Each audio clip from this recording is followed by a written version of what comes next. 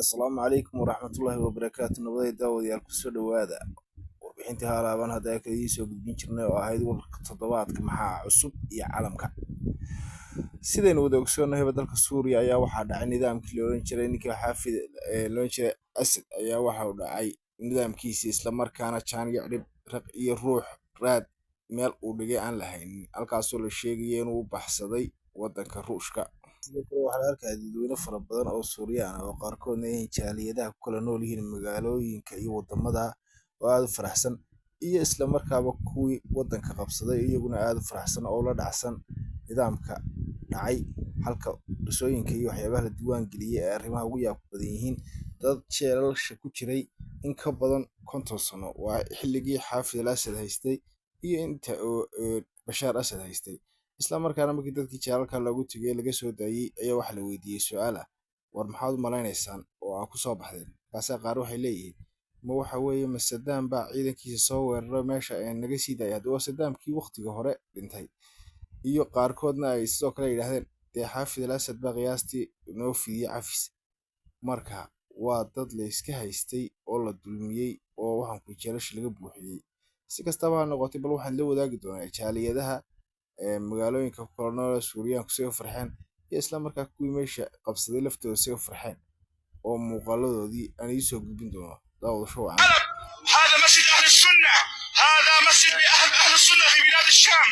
الله أكبر ولله الحمد الله أكبر ولله الحمد الله أكبر ولله الحمد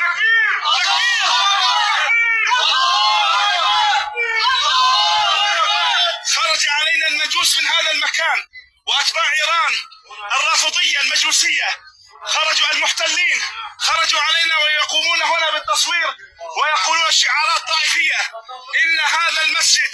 هو مسجد لأهل السنة لمسجد أهل الإسلام لأهل الإسلام ذلك فضل الله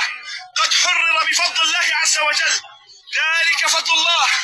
قل فبذلك فليفرحوا هو خير مما يجمعون قل بفضل الله وبرحمته بذلك فليفرحوا هو خير مما يجمعون الله أكبر ولله الحمد kuwa ku faraxsan dadkii qabsaday meeshana ka mid ah masjidka Xalab isla markaana u dabaaldegaya barnaamijka jaaliyadaha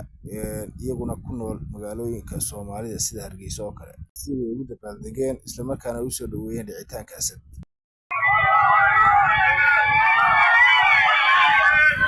kuwani waa dadweynaha ku nool magaalada Hargeysa Suuriyan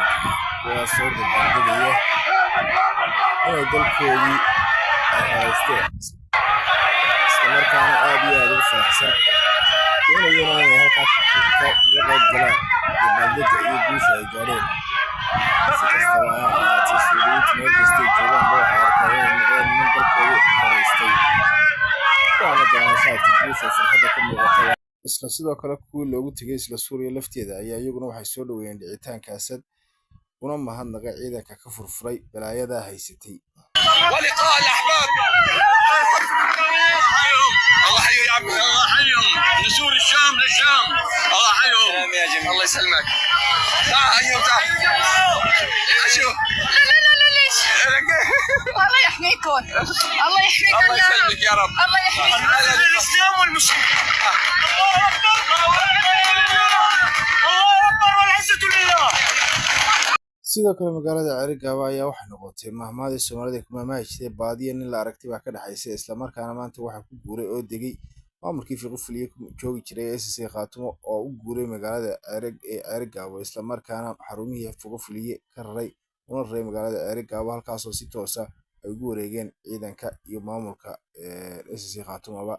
waa magaaladoodii waxay xarunta ku meel gaarka ah ee maamulka gobolka Sanaag ee dowlad goboleedka SSC Khaatumo ku shaqeynayay ayaa saaka guud ahaanba maamulku waxa uu si rasmi ah ugu guuray magaalada Fiqi isagoo u guuray magaalada Cerigaba ee xarunta rasmiga ah ee gobolka Sanaag ee dowlad goboleedka SSC Khaatumo oo ay si guud ula wareegeen ciidamada jamaahiirtu boqolaal ka tirsan guutooyinka ciidamada milatariguna waxay xariir joogaan isla magaalada Cerigaba calanka dowlad goboleedka SSC Khaatumo ayaa si rasmi ah uga babanaya xaafadaha kala gedisan ee suuqa hoose ee magaaladaasi. Maamulku markuu halkaasi gaarana waxaa lagu wadaa inuu dardar geliyo wasaaradihii kala duwanaa ee gobolka Sanaag ee dowlad goboleedka SSC Khaatumo, balse ujeedka ugu weyn ayaa ahaa in deegaankaasi ama degmada Ceelgaabo ay ku gaaraan nabadgelyo. waa ay gaareen oo mar kale waxay u digayaan maamulka Hargeysa in halkaasi uu shaqo ka bilaabo si cid waliba maamulkeeda uu majraha u hayo. waa suuqa sare iyo suuqa hoose. haddii aad bulshada deegaan ahaan ku nool maamulka Hargeysa ee magaalada Ceelgaabo gaar ahaan suuqa sare aad ka maqli jirtay ama hadallada u badan ee warbaahinta ay soo marin jireen ay ahaayeen marti ayaad magaalada ku tiin. hadda xalay min ilaa saaka culimo ilaa iyo dhalinyaro hadallada u badan ee ka soo baxaya ayaa ah magaaladiina ayaa joogta ay haatuqaynina maamulka SSC Khaatumo iyo ciidamada jamaahiirtuna wanama suuragal maaha. sidoo kale waxaa la arkayaa ciidamada SSC Khaatumo oo dhex mushaaxaya magaalada Ceelgaabo iyagoo hubeysan islamarkaana aan cidnaba waxba iskaga tirinahayn ilaa waa dhal darwiisheed oo isuna sheegaya inay magaalada ay haatan gacanta ku hayaan,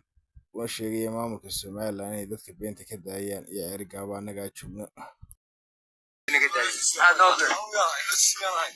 ورعانو عيدك قرنك جمهورية Somaliland maraya Ceelgaabo maraya إلى روكيها ساكو وانسو يسوي ويرينا ويسوي هذينا يبيت عيالنا Hargeysa jooga mushaaxiin maxaad